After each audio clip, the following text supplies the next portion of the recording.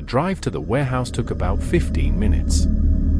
After commuting an hour to my old job, this felt like a vacation. I pulled into the employee lot of the big gray building in Newark, New Jersey, arriving 10 minutes early for my first day. The warehouse wasn't much to look at, just a large concrete structure with few windows and loading docks lining one side, but it sat close to my apartment and paid better than my last gig. That was all that mattered right now. I grabbed my lunch from the passenger seat, locked my car, and took a breath before heading to the employee entrance. 3 months of unemployment had left me desperate enough to apply anywhere with an opening. When this place called, I accepted without asking too many questions.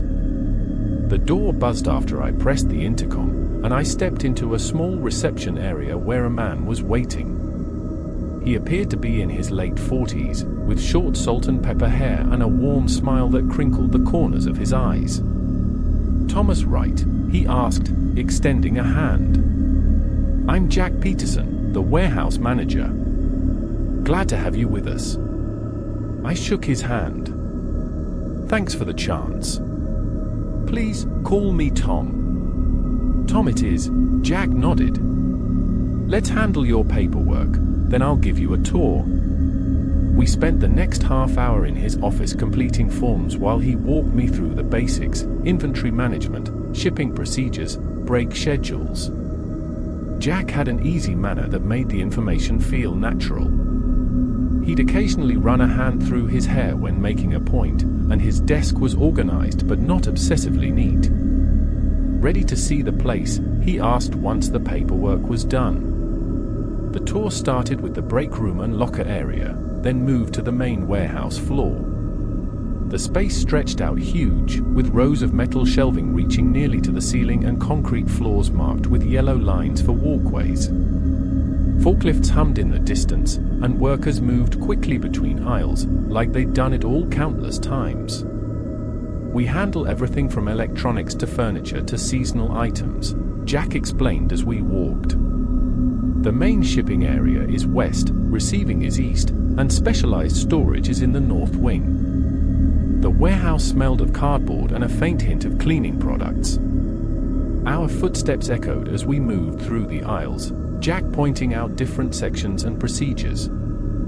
"This will be your primary area," he said, gesturing to a section filled with boxed electronics.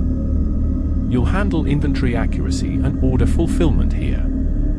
I nodded, trying to absorb everything at once.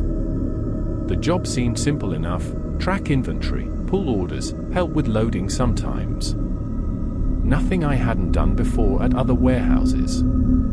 After showing me the whole facility, Jack led me back toward his office. He'd kept a relaxed attitude through most of the tour, but as we neared his door, his expression shifted. The smile faded, his eyes growing more serious. "One more thing before you start," he said, his voice lowering slightly. "We have specific procedures here that everyone must follow." He opened his desk drawer and pulled out a typed sheet. The heading read, "Warehouse Rules," in bold letters. He handed it to me with an unexpectedly grave look.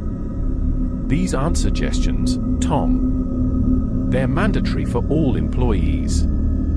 I took the paper, expecting standard safety guidelines about lifting techniques or forklift operation. Instead, my eyes landed on a list that almost made me laugh, until I noticed Jack wasn't smiling. 1. If the lights go out, exit the building immediately. Do not use flashlights. 2. Never work alone in any section of the warehouse. 3. Ignore any sounds like voices or crying, even if they sound like someone you know. 4. All personnel must exit the warehouse floor during the 10:30 a.m. and 3:15 p.m. breaks. No exceptions. 5. If you get lost, follow the yellow floor lines only. Do not take shortcuts. 6. Never enter the warehouse during a power outage, even if the emergency lights are working. 7. If you see another employee hiding or acting strangely, do not acknowledge them. 8. Avoid looking directly at the tall figure in the shadows. If seen, look away and walk in the opposite direction. 9. Do not remove any items from the warehouse in your personal belongings. 10. If you hear your name called after hours, do not respond and leave immediately. I read the list twice, waiting for Jack to crack a smile and reveal it was a joke on new hires. But his face stayed serious, his gaze steady on me. This is unusual, I finally said, trying to keep my tone neutral. Jack nodded. I know how it sounds, but every rule exists for a reason. Some are about efficiency, others about safety. He tapped the paper with his finger. I need your word that you'll follow them all without exception. I looked down at the list again. Rule 8 stuck out like a sore thumb, the tall figure in the shadows. What was that supposed to mean? And why would people be hiding during normal work hours? I wanted to thank Jack for his time, hand back the paper, and walk out. But after 3 months of eating ramen and dodging my landlord's texts about late rent, I couldn't move. The job paid $18 an hour with benefits after 90 days. My bank account couldn't handle another week of unemployment. Sure, I said, folding the paper and slipping it into my pocket. I'll follow the rules. Jack studied my face for a moment longer, then nodded, his smile returning but not quite reaching his eyes. Good. Let's get you started then. The rest of the morning blurred by with training videos and inventory procedures. By lunchtime, I'd nearly forgotten the strange list until the 10:30 break came around. I watched all the workers immediately stop what they were doing and head to the break room, moving way faster than you'd expect for a regular break. Jack appeared beside me. Break time. Everyone off the floor. I followed him to the break room, where employees ate snacks or scrolled through their phones. Nobody looked worried or acted like anything was odd, but I noticed how they all kept away from the door leading back to the warehouse floor. At 10:45, Jack stood up. Break's over. Back to work. The afternoon went smoothly.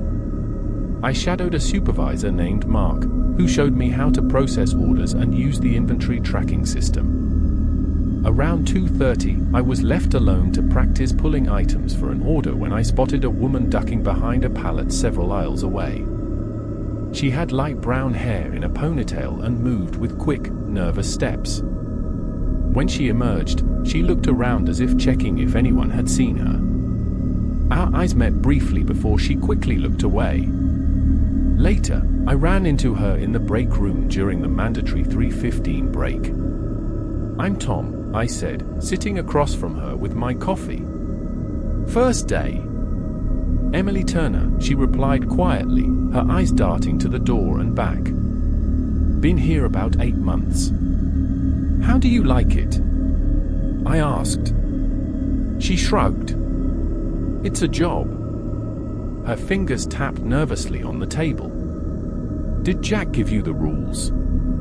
I nodded, lowering my voice. Yeah. What's that all about? Emily's eyes widened, and she glanced around to see if anyone could hear. Just follow them, she whispered. She looked like she wanted to say more but instead stood up quickly. Got to get back. The break ended, and we returned to the warehouse floor. I spent the next couple hours finishing my training tasks, still wondering about the rules and why Emily acted so weird about them. Maybe this place just had strange management or safety concerns, power problems or theft issues, but that didn't explain the tall figure or the voices. As quitting time neared, I was coming back from dropping off paperwork in Jack's office when I suddenly felt cold. The area near the tall storage racks in aisle 14 looked darker than it should, even with the lights on. I slowed down, feeling the hair on my neck stand up. Between 2 rows of shelving, I saw something move from the corner of my eye, something really tall and thin, moving in a way that didn't seem human. When I turned to look directly, nothing was there, just shelves with boxes and normal shadows in the early evening. Rule 8 popped into my head: avoid looking directly at the tall figure in the shadows. I couldn't move for a second, then shook my head. It was just my imagination, the strange rules and first day stress playing tricks on me. I'd probably seen another worker or just a shadow from the shelving. That had to be it.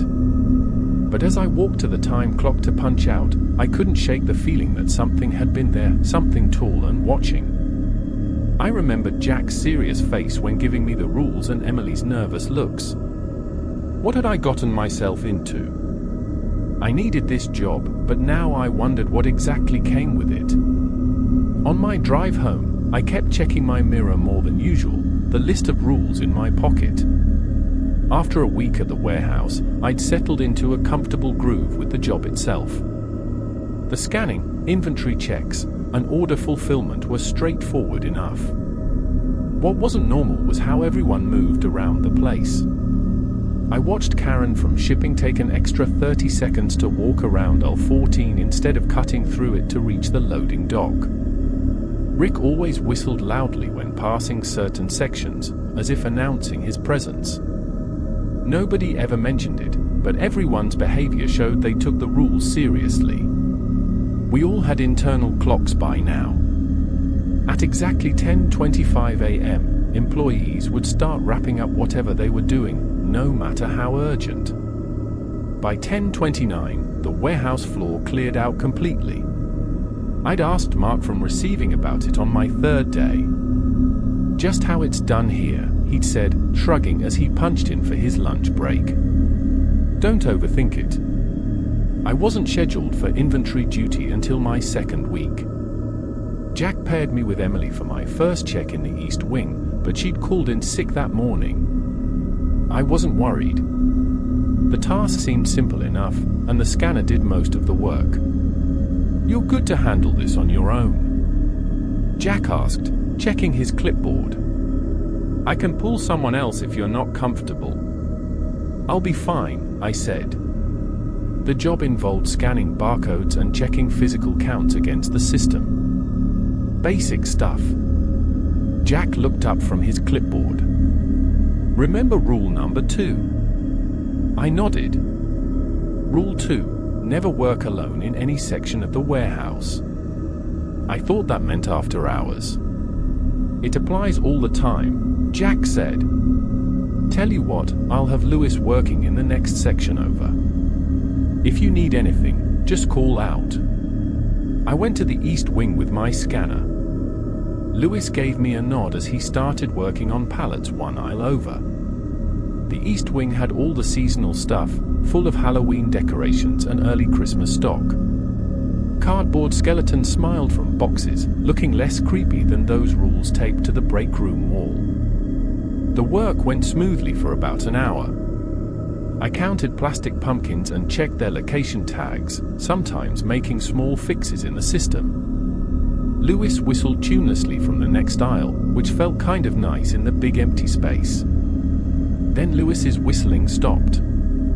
I paused, listening. The warehouse sounded different during the day, forklifts beeping, the ventilation system humming, occasional announcements over the PA, but now it felt too quiet. The lights blinked. They dimmed for maybe 3 seconds, not going out completely, but enough to freak me out. Rule 1 popped into my mind: if the lights go out, exit the building immediately. Do not use flashlights. I put down my scanner and took a step toward the main aisle. The light steadied, but I was still on edge. I remembered seeing that weird shadow on my first day, the tall figure in the shadows. Lewis? I called out. I stepped into the main aisle, looking toward where Lewis had been working. His scanner sat on a box, but he wasn't anywhere I could see. I noticed something move. Through a gap in the shelving, I spotted Emily crouched behind a stack of pallets across the aisle. Her face was pale, eyes wide with fear. She held a finger to her lips, shaking her head slightly. I remembered Rule 7, if you see another employee hiding or acting strangely, do not acknowledge them. I looked away, pretending I hadn't seen her. I felt really nervous as I picked up my scanner and continued working, trying to act normal.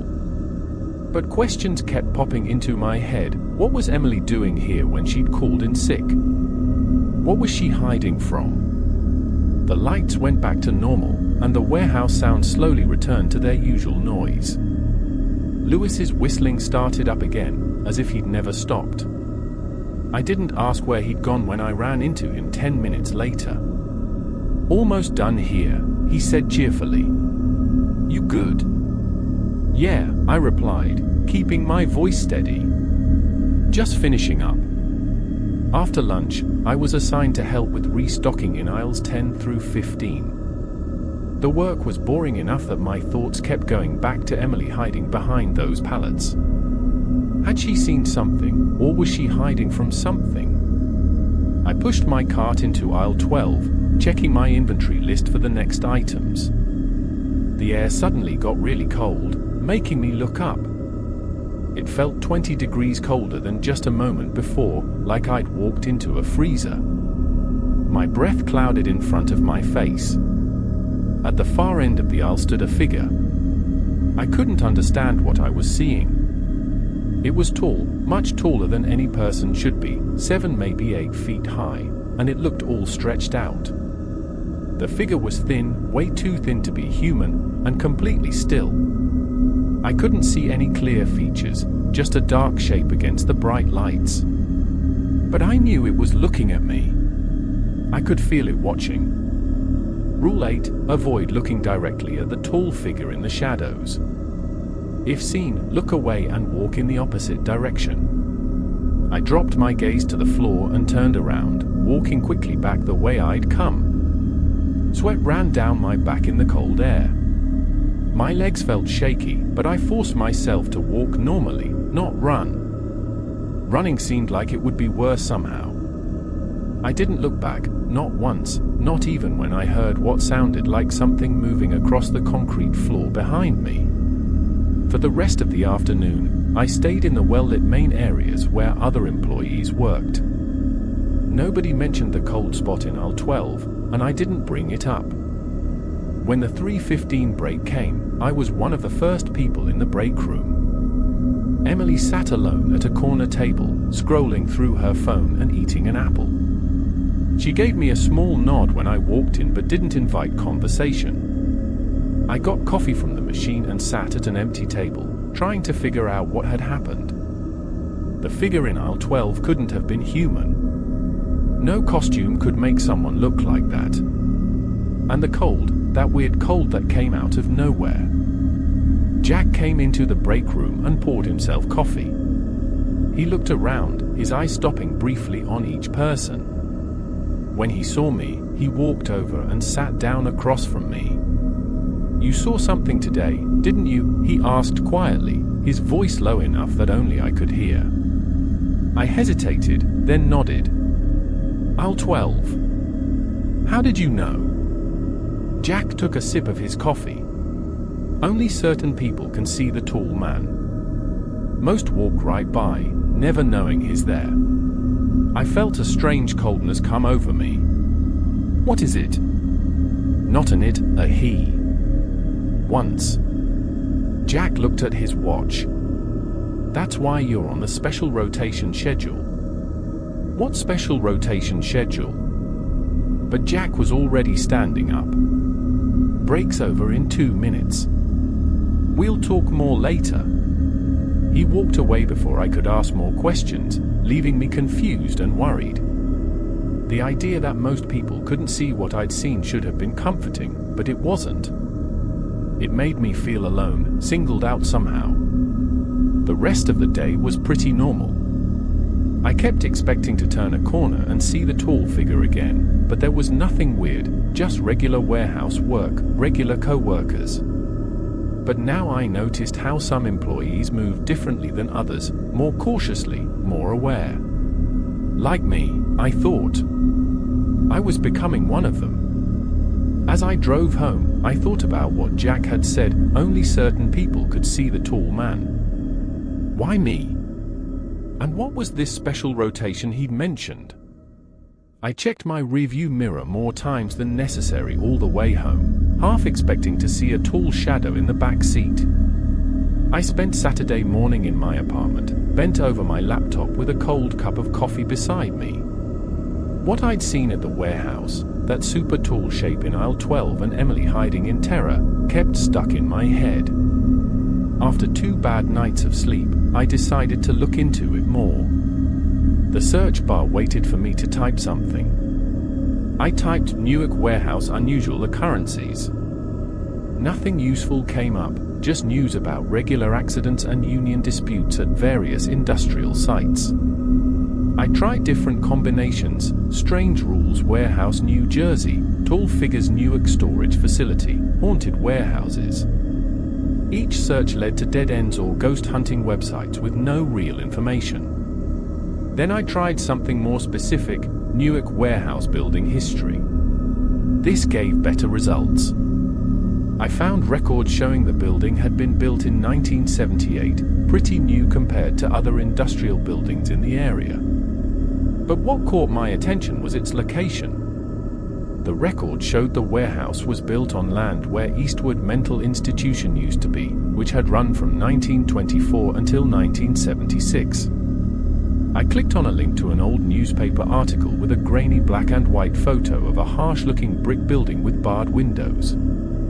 The headline read, "Tragedy at Eastwood, 37 dead in asylum fire." The article explained how a fire had broken out in the east wing of the institution late one night in October 1976. Most staff and patients had escaped, but 37 patients in the locked ward had been trapped. By the time firefighters got inside, it was too late. I read through several more articles about the fire.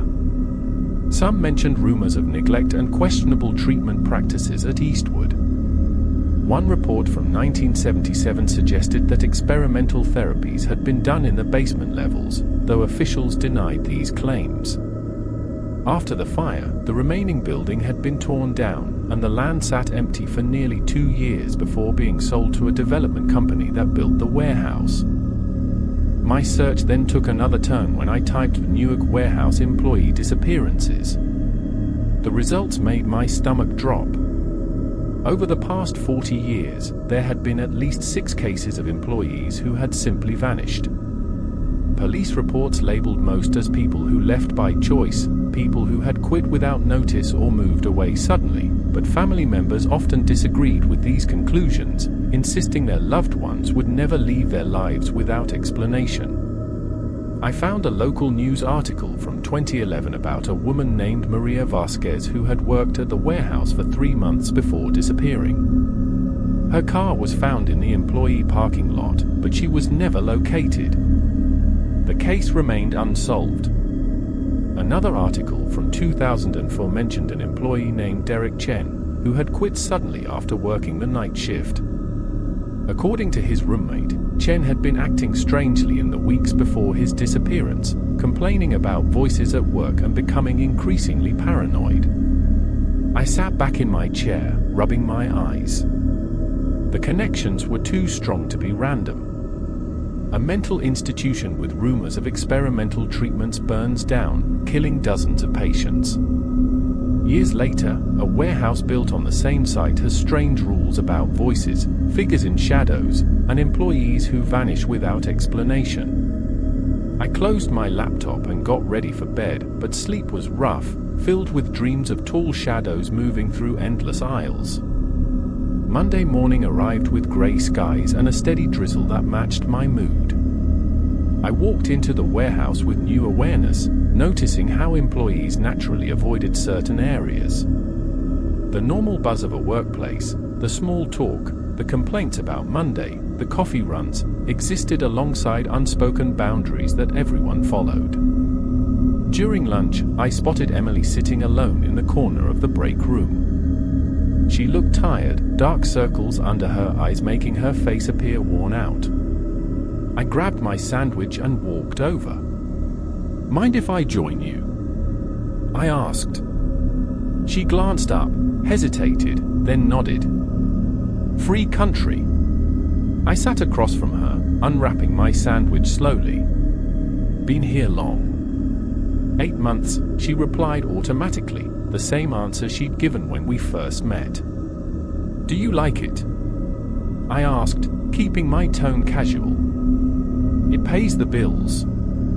She took a small bite of her salad. I lowered my voice. Emily, I need to ask you something about the rules. Her fork stopped halfway to her mouth. She set it down carefully. What about them? I did some research this weekend about this place, about people who've worked here and disappeared. Emily's eyes darted around the room, checking who might be listening. Most employees were engaged in their own conversations or looking at their phones. Not here, she whispered. Meet me by the loading dock at the end of lunch.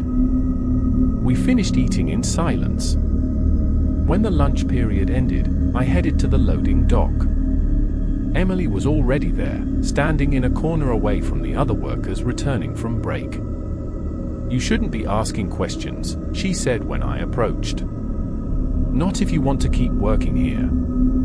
I've seen things, Emily, the tall figure in aisle 12. I saw you hiding the other day when you called in sick. What's going on here? She crossed her arms tightly across her chest. Look, we all see different things. That's how it works. What I see might not be what you see. But the rules, they're about whatever's in this building, aren't they? The voices, the figures. Emily looked down for a bit, then back at me. People who break the rules don't last long here. I've seen it happen. Like who? Carlos, she said quietly. He worked in shipping for about a year. One night, he was finishing up some paperwork after hours. He heard someone call his name from the storage area. Rule 10, I said. If you hear your name called after hours, do not respond and leave immediately. Emily nodded. He answered, went to check who was calling him. The next morning, they found his ID badge by the loading dock. Nothing else. That gave me the creeps. What happened to him? Nobody knows. The official story was that he quit without notice, but his car was still in the parking lot for 3 days before someone drove it away. She swallowed hard. Then there was Diane. She used the restroom during the 10:30 break. What happened? She never came out. When security checked, the bathroom was empty, but her purse was still on the sink counter. I thought about Rule 4, all personnel must exit the warehouse floor during the 10:30 a.m. and 3:15 p.m. breaks. No exceptions. Why those specific times? I asked. Emily shook her head. I don't know, but I've worked here long enough to know the rules keep us alive. She checked her watch. Break's over. We should get back. As we walked back to our stations, Emily grabbed my arm. Listen, Tom. Whatever you found out this weekend, whatever you're thinking about doing, be careful. This place. She trailed off, then added, just follow the rules. The afternoon shift dragged on. I kept thinking about what Emily had told me, connecting it with my weekend research, the patients who had died in the fire at Eastwood, the experimental treatments, the voices and figures in the warehouse. Around 2:30, I was assigned to inventory a section in the north wing that hardly anyone ever visited. The shelves here had specialty items that weren't ordered often, custom equipment parts and discontinued products. Dust had settled on many of the boxes, suggesting they hadn't been moved in months. As I looked over items in the back corner, I noticed something odd about the wall. A section of it didn't quite match the surrounding concrete. The color was slightly different, and there was a thin seam running around what looked like it could be a door. I glanced around to make sure no one was watching, then pressed against different spots on the wall. Nothing happened. Then I noticed a small metal plate at floor level that looked like an electrical outlet cover. When I pushed it, I heard a soft click, and a section of the wall swung inward slightly. My pulse racing, I pulled the hidden door open wider and looked inside. It was a small office, maybe 10 by 12 feet, with no windows. The air smelled musty and unused. A metal desk sat against one wall, filing cabinets against another. A single bulb hung from the ceiling, connected to a pull chain. I stepped inside and pulled the chain. Yellow light filled the room, showing dust covering everything. This place hadn't been used in years. The filing cabinets contained personnel records dating back to the early 1980s. I flipped through them quickly, noting names and dates. Many files had red stamps marking employees as terminated or resigned. A few had different notations, transferred or simply missing. On the desk was a leather-bound book. I opened it carefully and found a handwritten journal. The name Raymond Cooper, Security, 1985 to 1992 was written on the inside cover. I started reading entries at random. March 15, 1986, second incident in the East Wing. Management insists we stick to the official explanation, gas leak, but we all know better. Added Rule 15 to the personal list, never remain in one place for more than 30 minutes during the night shift. Asterisk July 7, 1988, the woman in white appeared in the third-floor bathroom mirror again. Johnson saw her this time. He quit the next day. Rule 19, never look directly into bathroom mirrors after 6 p.m. Asterisk. November 2nd, 1990, storage room incident, 3 missing. Official report will say they quit. God help us. Adding Rule 23, storage room in Section C remains locked at all times. The journal contained dozens of entries, each documenting strange occurrences and adding new rules. Raymond had apparently kept his own expanded list beyond the official 10 rules given to employees. I pulled out my phone and quickly took photos of several pages, including the entries about the woman in white and the storage room incident. I wanted to read the entire journal, but I'd already been gone too long. Someone might come looking for me. I placed the journal back exactly as I'd found it and shut off the light. As I pulled the hidden door closed, I heard footsteps approaching. I quickly moved to the nearest shelf and pretended to be checking inventory. Jack came around the corner just as I finished adjusting a box on the shelf. He stopped, looking at me and then at the wall behind me where the hidden door was. "Finding everything okay, Tom?" he asked. His tone was casual, but his expression was unreadable. "Yeah, just, double-checking these part numbers," I said, holding up my inventory scanner. The system showed some discrepancies. Jack nodded slowly, his eyes never leaving mine. "Interesting area to find discrepancies." "I go where the system sends me," I said, trying to sound nonchalant. "Of course." Jack paused, then added, "You know, Tom, curiosity is a good quality in an employee. Shows initiative. But in a place like this, it's also important to know when to leave things alone." The warning was clear, though his tone stayed friendly. "Just doing my job," I replied. Jack stared at me for what felt like minutes. "Well, if you need any clarification about your duties, my door is always open." As he turned to leave, he added, "By the way, the 3:15 break is in 10 minutes. Don't lose track of time back here." I watched him walk away. Somehow he knew I'd found the hidden office. But rather than getting angry, he'd almost seemed expectant, like he'd been waiting for me to discover it. I looked back at the wall hiding the secret door. I couldn't stop thinking about Raymond Cooper's journal entries, Emily's stories, and everything I'd researched. This warehouse had something weird going on beyond just strange rules and tall figures in dark corners. And Jack Peterson was in on it. The alarm for the 3:15 break went off, and I headed for the break room, my phone feeling heavy in my pocket with all the photos I'd taken. I needed to read those journal entries more carefully.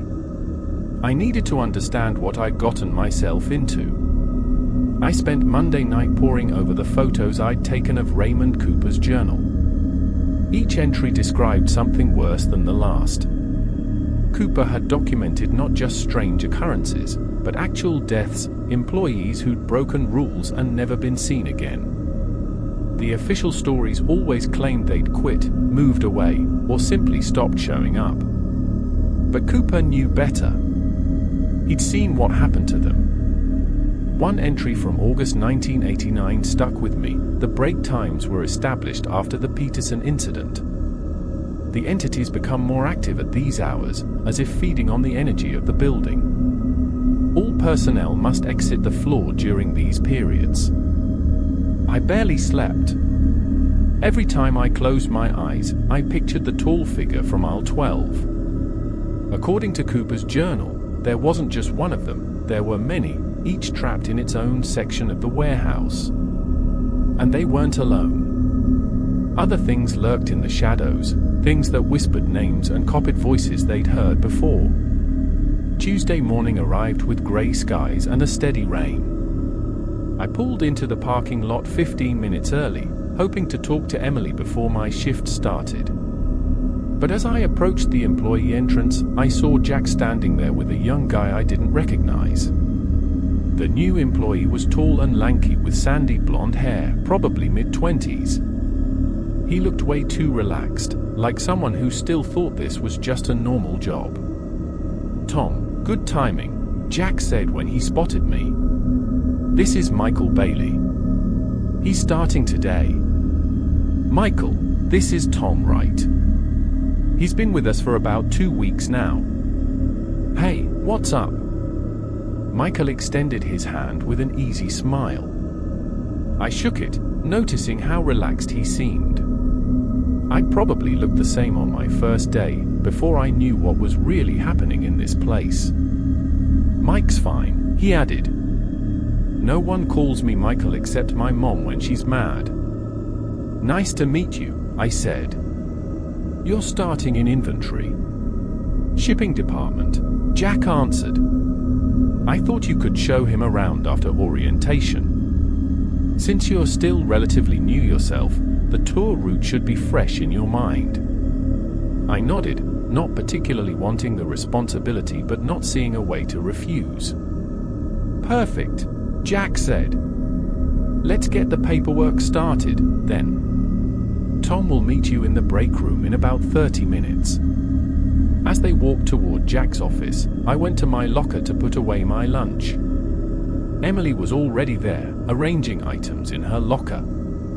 "New guy starting today," I said quietly. Emily glanced toward the hallway where Jack and Michael had disappeared. "Hope he's a rule follower. He seems pretty casual, confident type." She closed her locker with a soft click. "Those are the ones who don't last." I wanted to tell her about Cooper's journal, about the entries I'd read, but other employees were coming in now. Instead, I asked, "Can we talk later? I found something yesterday." Emily paused, her eyes moving to the other workers nearby. Loading dock, lunch break. 30 minutes later, I met Jack and Michael in the break room as requested. Jack handed me a clipboard with orientation materials and the warehouse floor plan. "I have a supplier meeting this morning," Jack explained. "Can you handle showing Mike around? Make sure you cover all the standard areas, especially the emergency exits and break schedule." "Sure," I said, taking the clipboard. "Great. Mike, Tom will get you up to speed. Remember those rules we discussed?" Jack gave Michael a meaningful look before heading toward the administrative offices. As soon as Jack was out of earshot, Michael snorted. Man, is he always so intense about the special rules. "What do you mean?" I asked, though I already had a sinking feeling. Michael pulled out the warehouse rules from his pocket. "This whole haunted house routine. Never look at the tall figure in shadows. Don't respond if you hear your name after hours." He laughed. "Your boss has a weird sense of humor." I stopped walking. "Those rules aren't a joke. Come on, man." Michael tucked the paper back into his pocket. "I've worked in 3 different warehouses. They all have their stupid hazing rituals for the new guys. Some places make you search for a left-handed wrench or stripe paint. Here, they try to convince you the place is haunted." "It's not hazing," I said firmly. "People have disappeared here." "Right. Eaten by the boogeyman in aisle 7. Michael's smile never faltered. "What's next on the tour? The chair that spins by itself? The ghost in the bathroom?" I wanted to grab him by the shoulders and shake some sense into him. Instead, I took a deep breath. "Let me show you the shipping department." Throughout the morning, I tried multiple times to tell Michael why the rules mattered. Each time, he just rolled his eyes or made jokes. When I mentioned the mandatory break times, he laughed. "So, we all have to hide in the break room because the ghost clock strikes 10:30. He shook his head. "No warehouse is this strict about break times. It's ridiculous." "It's not about being strict," I said. "It's about safety." "Safety from what?" "Bad fumes." Michael checked his watch. "It's almost break time now. Guess we better run before the boogeyman gets us." The 10:30 alarm sounded, and employees began making their way to the break room. Michael watched with amusement as workers wrapped up tasks mid-process and headed out. "Wow, they've really got everyone buying into this," he said. "Impressive commitment to the bit." To my relief, Michael followed us to the break room, even though he was skeptical. But he spent the 15 minutes making jokes about ghosts and asking others if they'd seen any tall shadow men lately. Most employees ignored him or changed the subject. I could tell everyone was uncomfortable, but Michael didn't seem to notice or care. After break, I left Michael with Lewis from shipping, who was assigned to train him on procedures. I had my own work to catch up on, and frankly, I needed a break from Michael's constant dismissals. At lunch, I met Emily at the loading dock as planned. I showed her the photos of Cooper's journal entries. "I found a hidden office yesterday," I explained. This journal belonged to a security guard who worked here in the 80s and 90s. He documented everything, all the incidents, all the disappearances. Emily scrolled through the photos on my phone, her face growing paler with each swipe. "Jesus," she whispered. I knew it was bad, but this... Cooper added his own rules beyond the official 10, I said. There are at least 30 in his personal list. Rules about mirrors, about certain storage rooms, about staying in one place too long during night shifts. Emily handed the phone back, her hand trembling slightly. "Where's this hidden office?" "North wing, behind a false wall. Jack caught me leaving it yesterday." "And he didn't fire you on the spot?" "No. He was weird about it. Almost like he was expecting me to find it." Emily wrapped her arms around herself, even with the warm air. "I should have quit months ago, after what happened to Carlos." "Why didn't you?" She was quiet for a moment. "I tried twice. First time, my car wouldn't start for 3 days. Second time, my mother had a stroke the morning I was going to hand in my notice." She looked at me. It was like something didn't want me to leave. I felt really uneasy. Cooper's journal mentioned something similar, employees who tried to quit experiencing unfortunate accidents until they returned. "What about the new guy?" Emily asked, changing the subject.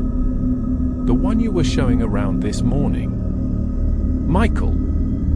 He thinks the rules are a joke, some kind of hazing ritual." Emily shook her head. That's how it starts. They laugh, they break a rule, they disappear, then we get told they quit without notice. I tried to warn him. Some people can't be warned, Emily said. They have to see for themselves. By then, it's usually too late. The afternoon dragged on. I checked the shipping area twice and saw Michael working with Lewis, still looking completely unconcerned. At one point, I overheard him joking about the haunted warehouse rules to a delivery driver who just looked confused. Around 2:45, I pass Michael restocking shipping supplies.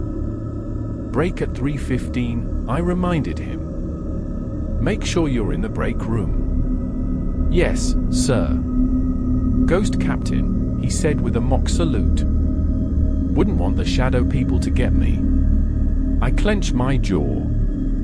This isn't a joke, Michael. Mike, he corrected. And yeah, it kind of is.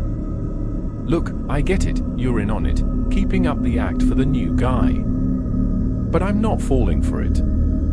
People have died here, I said, lowering my voice. Right. And their ghosts haunt the bathroom mirrors after 6 p.m. He smirked. I read fantasy novels too, man. This is just a warehouse with weird managers and gullible employees. I gave up. You can't force someone to believe what they don't want to see. Besides, Michael couldn't see what I had seen. Jack had said only certain people could see the tall man. Maybe Michael was lucky enough not to see any of it. At 3:10, employees started finishing up their work. The warehouse felt different right before break time. Everyone seemed on edge. It wasn't just people wanting their break, it was fear. I walked to the break room, checking the clock nervously. Michael was nowhere to be seen. The 3:15 alarm went off, and the last few workers rushed in. Has anyone seen Michael? I asked Lewis, who had just entered. Lewis shrugged. He said he needed to finish labeling some packages. I told him to hurry, but he trailed off, looking uncomfortable. He's still out there. I moved to the break room door, which had a small window looking out onto the warehouse floor. Through it, I could see Michael casually walking between aisles, clipboard in hand, apparently checking inventory tags. He's going to get himself killed, I muttered. Emily appeared beside me, peering through the window. Is that the new guy out there alone? I nodded. He thinks the rules are a joke. Should we tell Jack? Jack's not here. Supplier meeting, remember? Michael kept walking down the aisles, all alone on the warehouse floor. He looked at his watch and smiled, looking around at the empty space like he was enjoying breaking the rules. Then it happened. Every light in the warehouse went out at once. 1 second, the floor was lit up by hundreds of fluorescent tubes. The next, it was pitch black. The break room light stayed on, making a weird contrast between our lit room and the darkness outside. A single alarm went off, a deep horn that stopped after 3 seconds. Then nothing. Rule 1 popped into my head: if the lights go out, exit the building immediately. Do not use flashlights.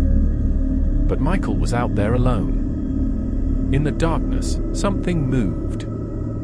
At first, I thought I was seeing things. Then I saw them clearly, darker spots in the blackness, moving in a strange way. Not just one tall shape, but many. They came from different parts of the warehouse, sliding instead of walking. Michael just stood there, holding his clipboard against his chest. From the break room, I could see his face change from confused to scared as he spotted the moving shadows. What the fuck? I heard him say, his voice carrying in the silence. The shadows circled him, getting taller and clearer. There were at least 5 of them, each about 7 or 8 feet tall, with arms and legs that looked too long and skinny. They didn't have actual faces, just darker spots where eyes and mouths should have been. "Hello?" Michael called out, his voice higher now. "Is this part of the joke? Because it's not funny." The figures kept circling, getting closer each time around. Michael tried to back away, but they had him surrounded. "Tom," he called, panic rising in his voice. "Lewis? Anyone?"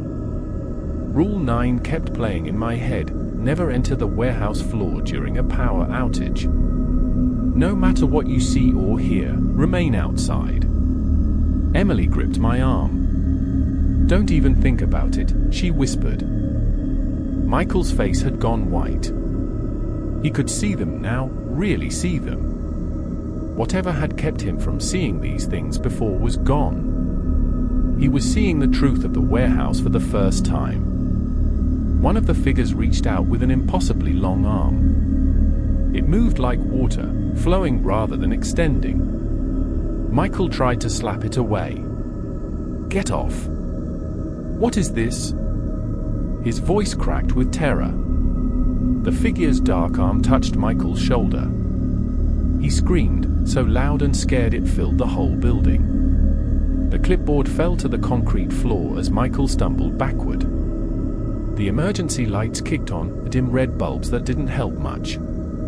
In that red light, I saw the figures crowd around Michael. His scream stopped suddenly. I couldn't stand it anymore. I ignored the rules, even with Emily pulling at my arm. I pushed open the break room door and ran onto the warehouse floor. "Michael!" I shouted. The emergency lights blinked, and the warehouse went dark for several seconds. When they came back on, the tall figures were gone. So was Michael. All that was left was his clipboard on the concrete floor. Jack called an emergency meeting 30 minutes later. By then, the main lights had been fixed, and a maintenance team had shown up to address the circuit breaker issue. But everyone knew it wasn't just an electrical problem. We all met in the conference room, the entire day's shift, standing in awkward silence. Jack came in last, his face blank. "I'm sure you're all aware of the incident this afternoon," he began, his voice calm and professional. "I want to assure everyone that the power failure has been addressed, and there's no cause for concern." No one spoke. No one looked at each other. As for Michael Bailey, Jack continued, he has decided the position wasn't suitable for him and will not be returning. Jack looked at me from across the room, our eyes locked. The message was clear: this is what happens when the rules are broken. "We'll continue operations as normal tomorrow," Jack concluded. "Remember, your safety is our primary concern. That's why we have guidelines in place." The meeting ended, and everyone walked out quietly. No one mentioned Michael's scream or how he disappeared. It was like they'd already accepted the official story and forgotten what really happened. I stayed back, waiting until I was alone with Jack. "He didn't quit," I said flatly. Jack straightened a stack of papers on the conference table. "Tom, I understand this is difficult to process, but the rules exist for a reason. He was taken by those things. I saw it happen." "What you saw," Jack said carefully, "was a new employee who chose not to follow clearly stated protocols. The consequences of that choice are unfortunate, but not unexpected." "And now what? We just pretend he never existed? File a report saying he quit." Jack looked at me, his face softening a bit. "What would you have me do? Tell everyone the truth? That the things we can't understand took one of their co-workers because he broke a rule? That these beings have been here for decades, taking people who don't respect the boundaries?" I had no answer. "Go home, Tom," Jack said. "Get some rest. Tomorrow will be a normal day, just like always." On my way out, I took a detour past where Michael had been standing. The clipboard had been removed, but in the harsh fluorescent light, I noticed something else, a small dark stain on the concrete floor. I crouched down for a closer look. Blood, not much, just a few drops, but enough to confirm that whatever had happened to Michael wasn't as simple as quitting his job. As I stood up, I caught Jack watching me from the end of the aisle. He didn't say anything. He didn't need to.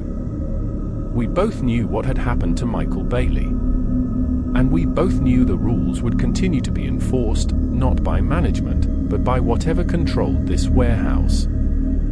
After what happened to Michael, I couldn't just go back to normal. I kept seeing his face in that moment when he finally understood, when the truth about the warehouse revealed itself to him just before he vanished. The official story was that he'd quit.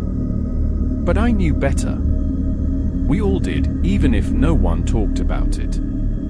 I needed answers, not more mysteries. The next morning, I called in sick. Jack seemed to accept my excuse without question, though something in his tone suggested he knew I wasn't actually ill. I spent the day going through Raymond Cooper's journal photos again, looking for anything I might have missed. One name kept showing up in Cooper's later entries, Sarah Mitchell. According to the journal, she had been a logistics coordinator from 1989 to 1991. Cooper wrote about her as one of the few employees who understood what we're really dealing with. More importantly, she had survived.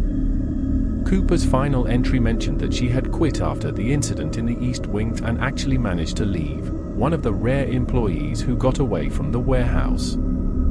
If she was still alive, I needed to find her. It took most of the day, but piecing together Cooper's details with social media searches and public records finally gave me something useful. A Sarah Mitchell of the right age lived in Hoboken, only about 20 minutes from the warehouse. Property records lined up with the timeline. She'd bought a small house there in 1992, a year after leaving her job. I thought about calling first but decided against it. This wasn't a conversation to have over the phone, and I worried she might hang up if I mentioned the warehouse. Instead, I drove to Hoboken after dinner, finding her address in a quiet neighborhood of modest homes. The house was small but well kept, with neatly trimmed hedges and potted plants on the porch. I sat in my car for several minutes, practicing what to say. How do you introduce yourself to someone you've never met and ask them about supernatural entities at your workplace? Finally, I walked up to the door and rang the bell. After a long pause, I heard movement inside. The door opened a few inches, held by a security chain. A woman with graying hair cut in a bob looked out at me. "Yes, can I help you?" Her voice was cautious, guarded. "Sarah Mitchell?" I asked. "Who's asking?" Her eyes narrowed with suspicion. "My name is Tom Wright. I work at the Newark warehouse. I found your name in Raymond Cooper's journal." The color drained from her face. For a moment, I thought she might slam the door. Instead, she asked, "Raymond's journal? You've read it?" "Parts of it. I found it in a hidden office." She stared at me for several long seconds. "What section do you work in?" "Inventory. East Wing mostly. Have you seen them?" She didn't need to ask what she meant. "Yes, the tall figures. And I was there when they took someone." Sarah closed the door. I thought that was it, she wasn't going to talk to me. Then I heard the chain sliding, and the door reopened fully. "Not here," she said. "There's a diner 3 blocks down on Washington Street. Meet me there in 20 minutes." Before I could respond, she closed the door again. The diner was nearly empty when I arrived. I chose a booth in the back, away from the few other customers. Sarah arrived 15 minutes later, looking around carefully before sliding into the seat across from me. She ordered coffee when the waitress came by, while I asked for water. "I never thought I'd hear that name again," she said once the waitress left. "Raymond Cooper. You knew him well." He was the only one who took my concerns seriously. She pulled a tissue from her purse and twisted it between her fingers. Everyone else thought I was being paranoid, even after Carlos disappeared. I straightened up. "Carlos?" Emily mentioned someone by that name. "There have probably been multiple Carloses over the years," Sarah said, her mouth twisting into a humorless smile. "That place has a pattern." The waitress came back with our drinks. Sarah waited until she walked away before continuing. "Why are you here, Tom? What do you want from me?" "The truth about the warehouse. About what happened to Michael Bailey 2 days ago. About why there are rules against looking at tall figures or responding to voices after hours." Sarah took a sip of her coffee, studying me over the rim of the cup. "And if I tell you what, then you'll go back to work tomorrow like nothing happened?" "I don't know," I admitted. "I just need to understand what I'm dealing with." She set her cup down with a sharp click. "First, I need a promise from you. If I tell you what I know, you have to quit that job immediately. No 2 weeks notice, no finishing projects. You walk away and never go back. I can't just, you can, and you will." Her voice was steel. "Otherwise, this conversation ends now, and you can figure it out yourself, like the rest of us did." I thought about my financial situation. I'd only been employed for a few weeks after months of unemployment. Finding another job wouldn't be easy. But then I remembered Michael's face as those tall figures surrounded him. "I promise," I said. Sarah studied me for a moment longer, then nodded. "The warehouse wasn't always a warehouse. You know that much, right? It was built on the site of Eastwood Mental Institution after it burned down in 1976. Did you know what they did at Eastwood?" I shook my head. Officially, it was a standard psychiatric hospital. But the basement levels housed something else entirely. The directors called it experimental therapy. The staff called it the program. Patients who didn't respond to conventional treatments were sent downstairs. "What kind of experiments?" Sarah wrapped both hands around her coffee cup. "They started with sensory deprivation, then hypnotic regression. Eventually, they moved on to electromagnetic stimulation of the brain, experimental drugs, even induced comas. They believed they could access parts of the human mind that normal treatments couldn't reach." "That sounds like torture, not therapy," I said. "It was. And it changed the patients, but not in the ways the doctors expected." Sarah lowered her voice. "Have you ever heard of thought forms?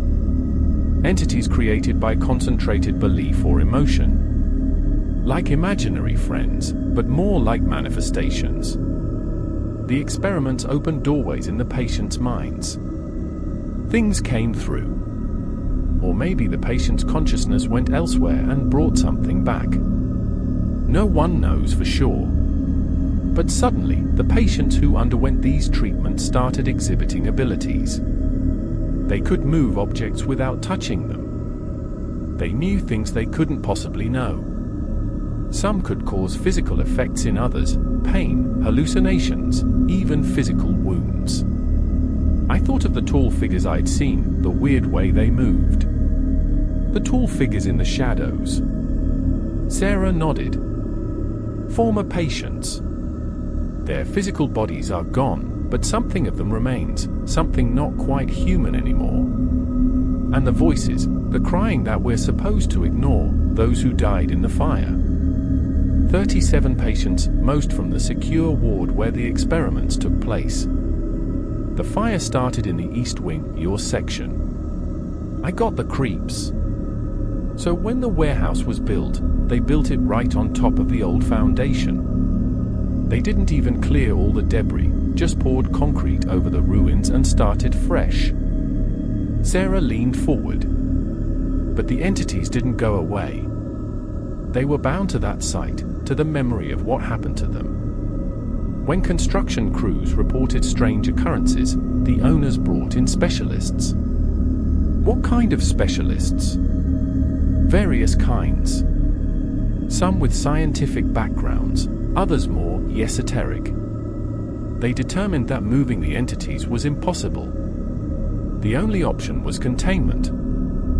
The waitress approached to refill Sarah's coffee. We sat in silence until she left. The rules aren't safety guidelines, Sarah continued, her voice barely above a whisper. They're containment protocols. Each one exists because someone died. The break times at 10:30 and 3:15, those are when the entities are most active. Everyone clears the floor because that's when the boundaries are thinnest. I thought about Jack's weird comments, how he'd called the tall man he'd instead of it. And Jack? What does he do in all this? Sarah looked upset. Peterson is a keeper. There's always one at the site.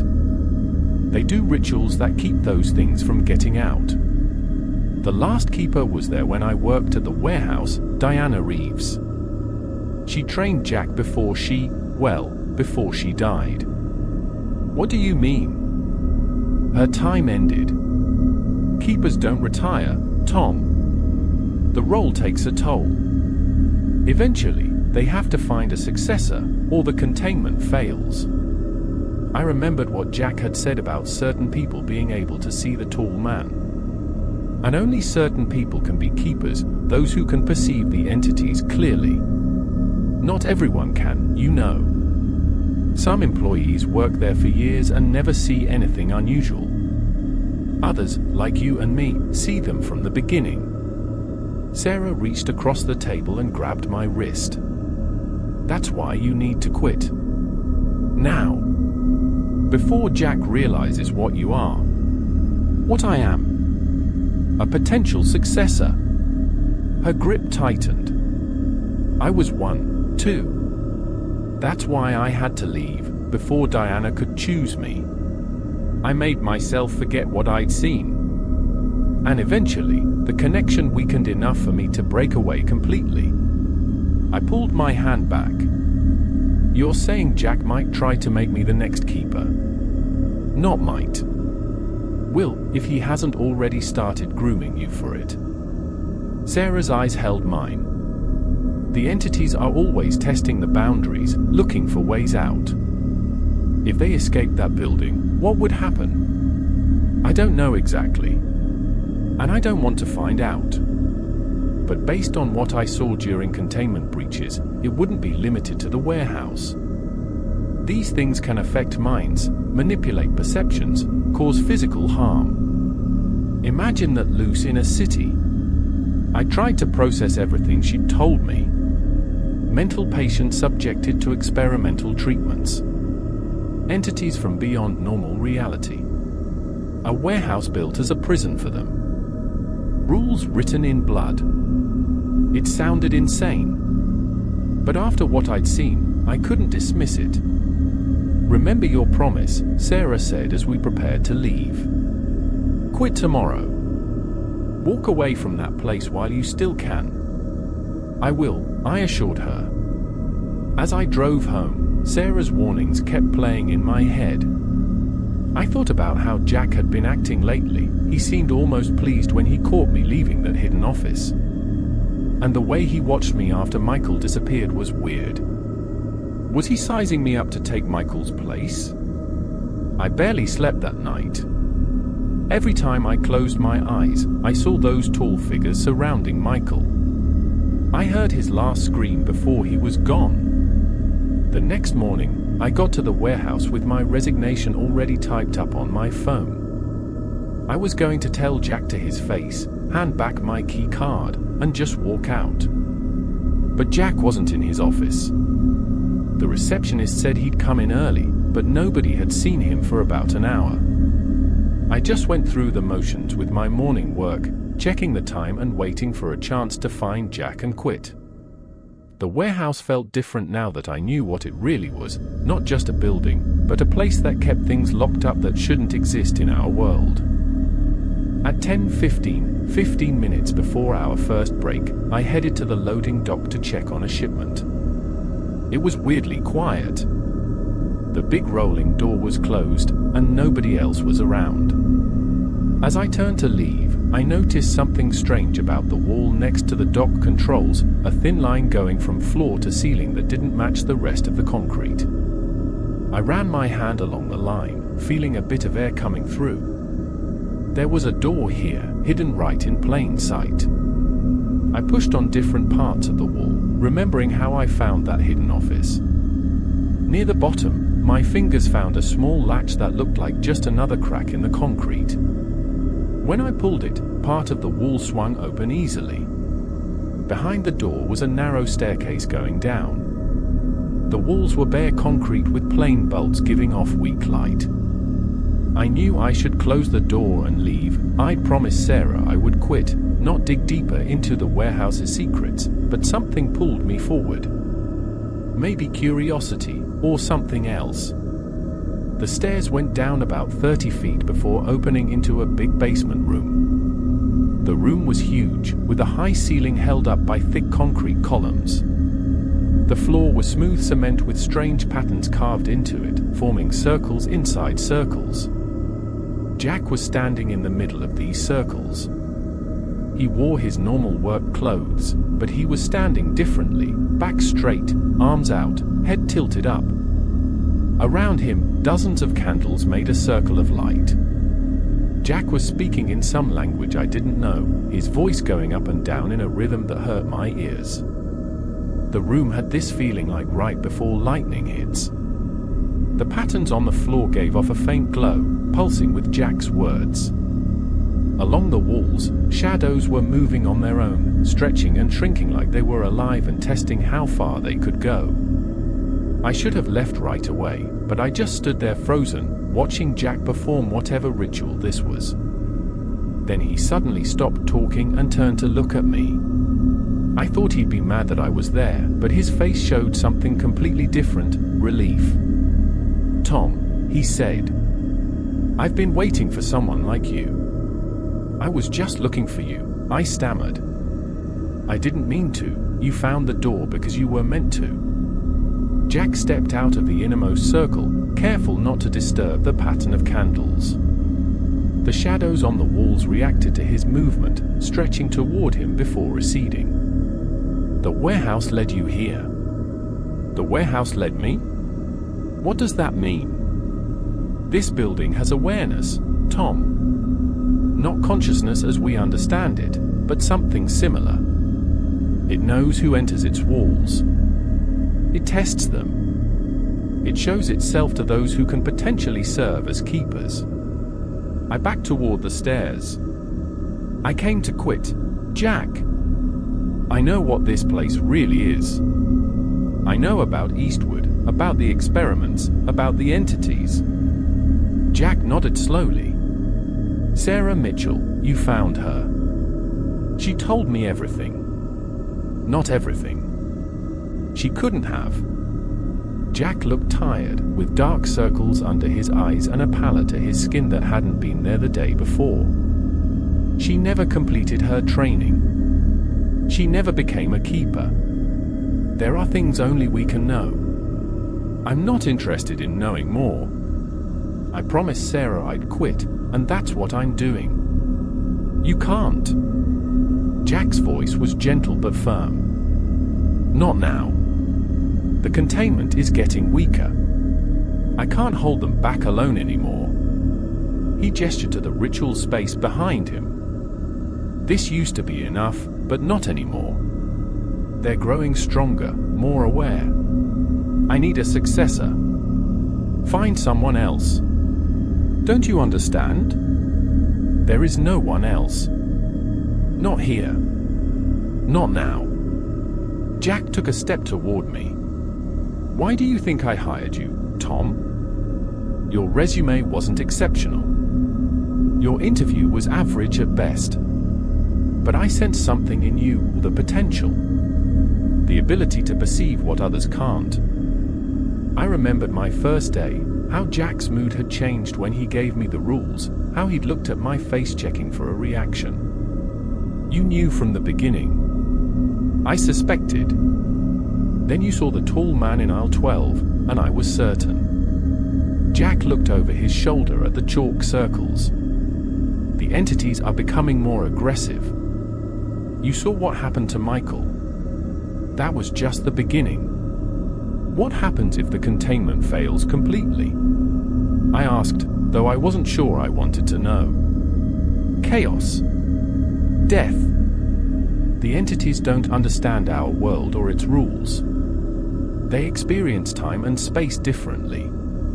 Their mere presence warps reality around them. Jack closed his eyes briefly. I've been keeper for 15 years. Diana before me lasted 12. The role demands sacrifice, but it's necessary. A thought occurred to me. If these entities are so dangerous, why not just demolish the building? Start over somewhere else. You think that wasn't considered? Jack shook his head. After the fire, before the warehouse was built, they tried to cleanse the site. Religious leaders, paranormal researchers, even government specialists. Nothing worked. The entities were bound to this location so deeply that destroying the physical structure would only release them without the containment measures we've established. One of the shadows along the wall stretched toward us, looking like a tall, thin human with impossibly long arms. Jack looked at it, muttered something under his breath, and the shadow moved back.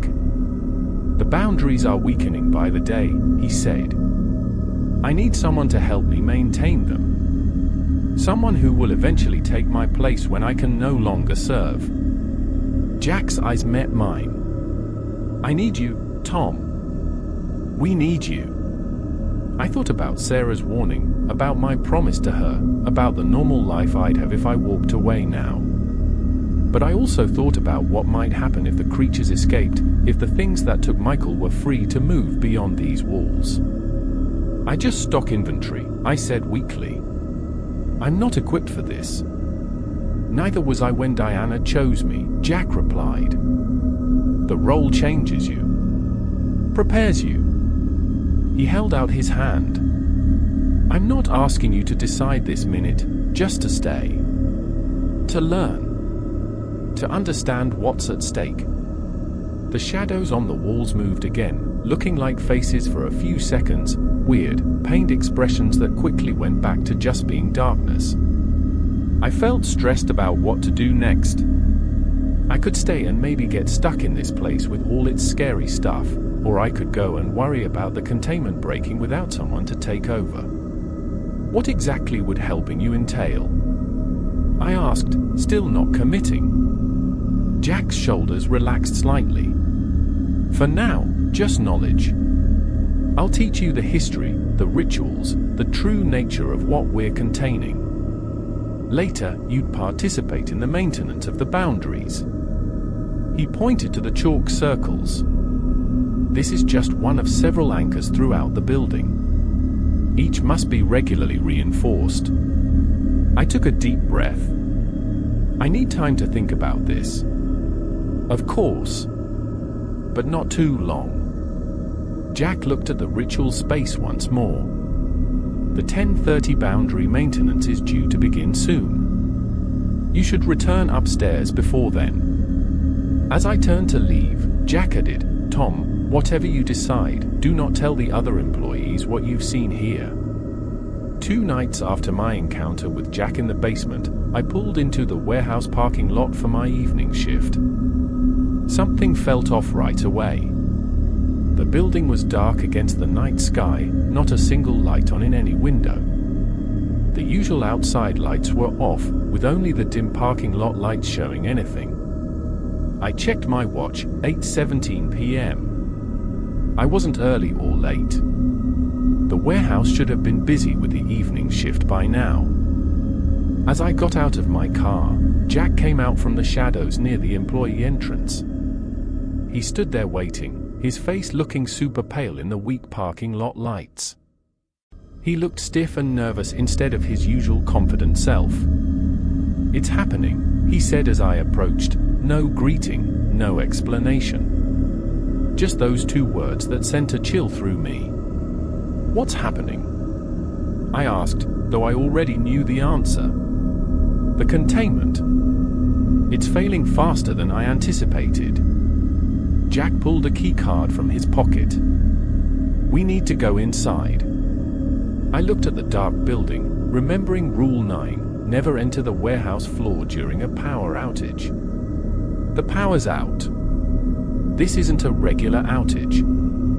Jack swiped his card at the reader. The door clicked open despite the lack of electricity. "They're testing the boundaries. Come with me, now." Every instinct told me to get back in my car and drive away, to keep the promise I'd made to Sarah Mitchell. But I followed Jack into the darkness, letting the heavy door swing shut behind us. Inside, the temperature dropped at least 20 degrees. My breath clouded in front of my face as Jack switched on a flashlight, breaking another of the warehouse rules. The light showed the empty reception area as we walked in. "The night shift?" I asked. "I sent everyone home when it started." Jack moved toward the hallway leading to the warehouse floor. Said it was an electrical issue that needed repair. As we entered the main warehouse, the flashlight beam caught something moving across the wall to our right, a shadow moving sideways even though nothing was there to make it. Another shadow moved across the floor, went through a support column, and kept going on the other side. "They're becoming more active," Jack said, his voice tight. "More independent." I watched the shadows move around, testing boundaries, stretching into shapes that looked almost like people before fading away. "What changed?" "You said this was happening faster than you expected." Jack pointed his flashlight toward aisle 12, where I'd first seen the tall figure. "It's been building for months, years, really. But there was a surge tonight." He looked at me. "I think they sense a potential change, a new keeper." We walked through the warehouse floor, Jack's flashlight lighting our way. I noticed it got colder as we passed certain areas. Near the east wing, my ears popped like the air pressure had suddenly changed. A soft whispering sound seemed to follow us, too quiet to make out any words. Jack led me to the hidden door by the loading dock. It opened when he touched it, showing the stairs going down into the dark. "The ritual space looks different," Jack warned as we started down the stairs. "It adapts to what's needed." The basement looked different since I'd last seen it. The single ritual circle had grown into 3 rings that covered most of the floor. Candles burned at certain points along each circle, making the room even colder than it already was. Strange symbols I didn't know were painted between the rings in what looked like red paint, or maybe something else. In the middle of the smallest circle was a stand I hadn't seen before. On it sat an old leather-bound book, like Raymond Cooper's journal but bigger and more beat up. "This is the Keeper's text," Jack said, gesturing to the book. "It contains the history of this site, the nature of the entities, and the rituals needed to maintain the boundaries." Jack turned to face me directly. His eyes looked sunken, his skin pale in the candlelight. "There's a final rule I haven't shared with you, the most important one." He took a deep breath. "When containment begins to fail, a new keeper must be chosen, or the entities will escape into the world." The shadows along the walls moved more violently at his words, like they were excited by what he said. "I thought you were already training me as your successor." "Training, yes. But the actual transfer requires a specific moment, when the barriers are thin enough for the connection to be established, but not so thin that everything breaks through." Jack gestured around us. "That moment is now." I thought of my promise to Sarah, of the normal life I'd been trying to reclaim before taking this job. What exactly does becoming a keeper mean? Jack placed his hand on the very old book. It means you're tied to this place, to the things kept inside it. After we do the ritual, you can't leave the warehouse for more than 12 hours at a time. If you stay away longer, it starts to hurt, and it gets worse the longer you're gone. Plus, the stuff inside gets harder to keep locked up. 12 hours. I step back. That's not a job, Jack. That's a prison sentence. Yes. His voice was quiet but firm. That's exactly what it is, a voluntary imprisonment to prevent something far worse. The whispers from the shadows grew louder, almost understandable now. The temperature dropped further, my fingers growing numb with cold. And if I refuse? I asked. Jack looked at the writhing shadows. Then the containment fails completely. The entities escape, and what happens next? He closed his eyes briefly. I've seen the records of other sites where containment failed. Oakville, Washington, 1994. Entire town affected by what they thought was mysterious black rain. Actually, an entity similar to those here, but airborne. Hundreds hospitalized. Dozens never recovered mentally. He turned a page in the very old book. Pripyat, Ukraine. The official story was a nuclear accident, but the initial incident was containment failure at a facility similar to this one. The radiation was real, a side effect of the entities interacting with the physical world on that scale. Jack looked up at me.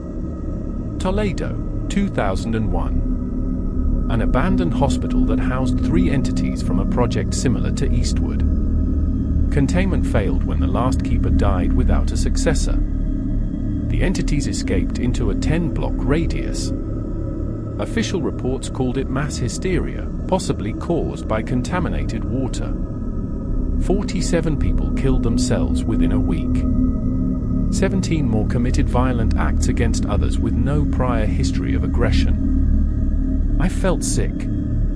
You're saying these things could cause disasters that large? Potentially worse. Jack's voice was steady. The Eastwood entities are more numerous and more powerful than most other containment sites. They've been here longer, feeding off each other's energy, growing in the darkness. The shadows looked darker around us now, with shapes that kind of looked like faces. I noticed that same tall, skinny figure I'd seen in aisle 12 standing by the far wall. It didn't move, just watched us talk. Why me? I asked, my voice barely above a whisper. Out of everyone who's worked here, why choose me? Because you can see them clearly. Because you understand the danger they pose. Because despite your fear, you came back after witnessing what happened to Michael. Jack stepped closer. And because they recognize you, too. They've tested you, observed you. The tall one in particular seems curious about you. I looked where Jack was looking, seeing the tall shadow figure, like it knew we were watching. It moved its blank head a little. This has to be voluntary, Jack continued. The ritual doesn't work otherwise. The connection won't form properly unless you accept it willingly. I closed my eyes, trying to think through my options. I could walk away right now, get in my car, drive home, never return. But what would happen to the people in Newark if the containment failed? What bad things could happen if these things escaped into a city full of people? How long? I asked. How long would I be bound to this place? Until you find your own successor. It could be years, decades even. Jack's shoulders slumped slightly. Diana held the position for 12 years before finding me. I've been keeper for 15. And what happens to you if I accept? I'll be free of the connection. Free to leave. Jack gave a tired smile. though after so long, I'm not sure I remember how to live a normal life anymore. The whispers from the shadows grew louder, more pushy. The tall figure took a step toward us, moving smoothly. "They're growing impatient," Jack warned. "The decision needs to be made soon." I thought of Sarah Mitchell, who had gotten away from being picked as a keeper. She'd warned me to quit before it was too late. I'd promised her I would walk away. But that was before I knew what was really at stake, how dangerous it would be if the containment broke down. I thought of Emily, of Lewis, of all the warehouse employees who had no idea what was under their feet. Of the people living in the neighborhoods around the warehouse. Of Michael, who died because he didn't believe. "What do I need to do?" I asked finally. Relief washed over Jack's face. "Step into the innermost circle. Place your hands on the book. I'll perform the ritual that transfers the connection from me to you." I approached the chalk circles hesitantly. The candles blinked as I stepped over the outermost line, their flames bending away as if from a strong wind. The air got even colder within the circles, my breath clouding heavily in front of me. As I crossed the second line, the whispers suddenly stopped. The shadows along the walls went still, all of them seeming to watch intently. The tall figure had moved closer, now standing just at the edge of the ritual space. I paused at the edge of the innermost circle. This was my last chance to turn back, to keep my promise to Sarah, to have any semblance of a normal life. What exactly will I feel when the connection forms? I asked, stalling. "Pain, initially," Jack said honestly. "Then awareness. You'll sense each entity individually, know where they are, what they're doing. Feel when they test the boundaries.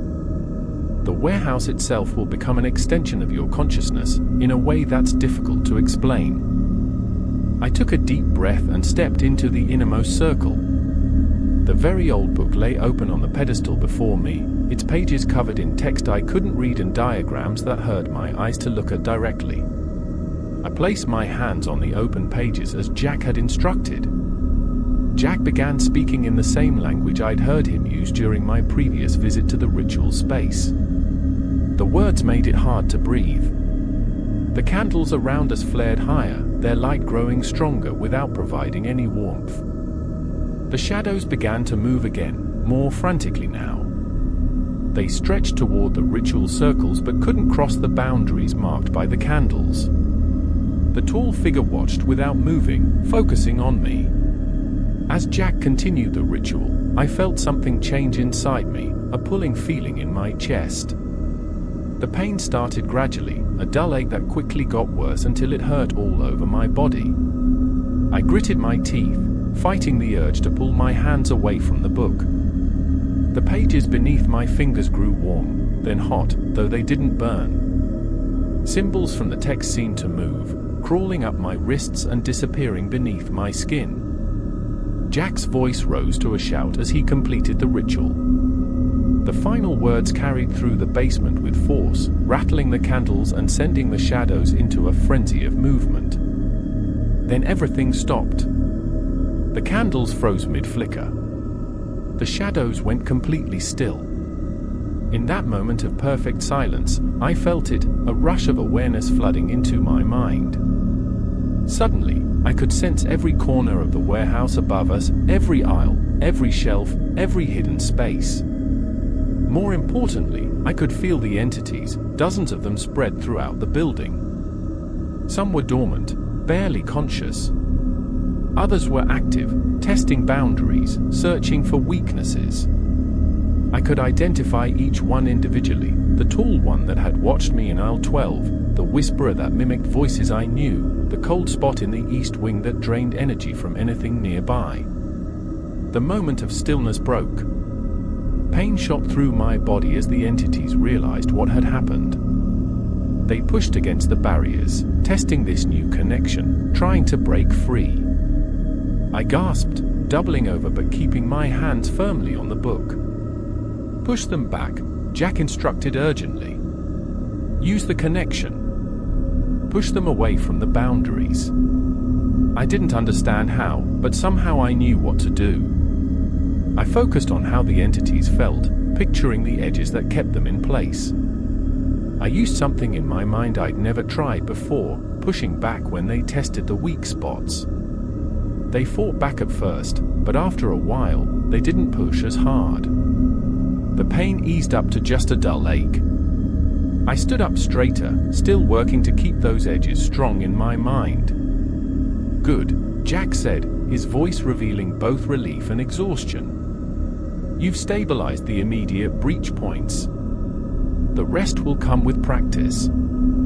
I took my hands off the book, thinking the connection might stop, but it stayed there like a feeling in the back of my head. I could somehow tell the warehouse was above us, and I knew how big it was and what was inside it, in a way that felt totally weird. What now? I asked, my voice hoarse. Now you learn, Jack replied. Everything in the book, all the rituals for maintaining the different containment points, the nature of each entity, and how to manage it. He gestured to the symbols painted between the chalk circles. These will need to be refreshed daily, the candles replaced, Ward spoken. And you? I'll help you transition, teach you what you need to know. Jack's posture had already changed, the rigidity gone from his shoulders, his breathing easier. I can feel the connection fading from me. It's strange, like losing a sense I've had for so long. I forgot it wasn't natural.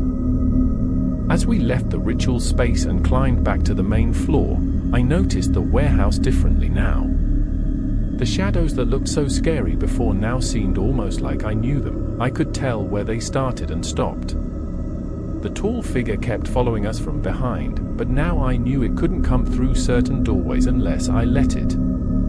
The night shift can return tomorrow, Jack said as we walked through the main floor. The immediate crisis has passed. He glanced at me. Though you'll need to be here most of the time now, especially at first, while you're learning to maintain the boundaries properly. I nodded, the reality of my decision hitting me. I'd just signed away my freedom, tied myself to this building and whatever was inside it. Part of me already regretted it. Another part knew I didn't really have a choice, not if I wanted to prevent the disasters Jack had talked about. I'll need to make arrangements, I said. My apartment, my things. That can be handled. There's a small living space in the administrative wing. Previous keepers have used it when needed. Jack's expression softened slightly. I know this isn't the life you wanted, Tom. For what it's worth, I am sorry. 1 week later, I stood in Jack's old office, looking out the window as a young woman walked from the parking lot to the employee entrance. She held her purse close, looking nervous. The past 7 days had been crazy. Jack spent every waking hour teaching me about the weird things in the warehouse, the rituals, the history, and what each entity was like. I learned to feel when the barriers were getting weak and which things were active and which were sleeping. Jack left yesterday, driving away from the warehouse for the first time in 15 years without the pain pulling him back. Now, I watched the new hire, Michelle Roberts, come toward the building that had become my prison and my responsibility. I checked my watch, 7:50 a.m. I felt the tall thing in aisle 12 getting jumpy about someone new. I pushed it back in my head. The other thing stayed mostly quiet, though the one that whispers in the north wing had woken up, pushing against its edges like it always did when new people came in. I grabbed the folder with Michelle's paperwork and headed to the employee entrance to meet her. As I walked, I felt each thing I passed by, keeping them in check. It was getting easier with practice, though I still had to pay attention constantly. Michelle Roberts looked up when I got to the door.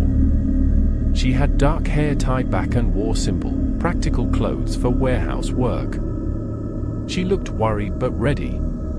"Michelle," I said, opening the door.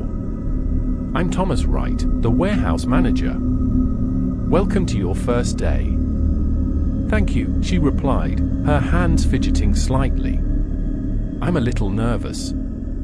This is my first warehouse position. Don't worry. We'll get you trained properly. I led her toward what had been Jack's office, now mine. We'll start with some paperwork, then I'll show you around. She completed the forms while I explained the basics: inventory management, shipping rules, break schedules, all the normal parts of warehouse work that covered up what really happened here. After she finished the paperwork, I took her on the same tour Jack had given me: the break room, the locker area, the main warehouse floor with its tall metal shelving and yellow-lined concrete paths. Throughout the tour, I felt the entity's attention moving, following us as we walked through their territory. I kept the boundaries in check with part of my mind while talking with Michelle. When we returned to the office, I pulled out the typed sheet titled Warehouse Rules and placed it on the desk between them. As Jack had done with me, I let my smile fade, my face growing serious. These are mandatory procedures, Michelle, not suggestions. She took the paper, her eye scanning the list of rules.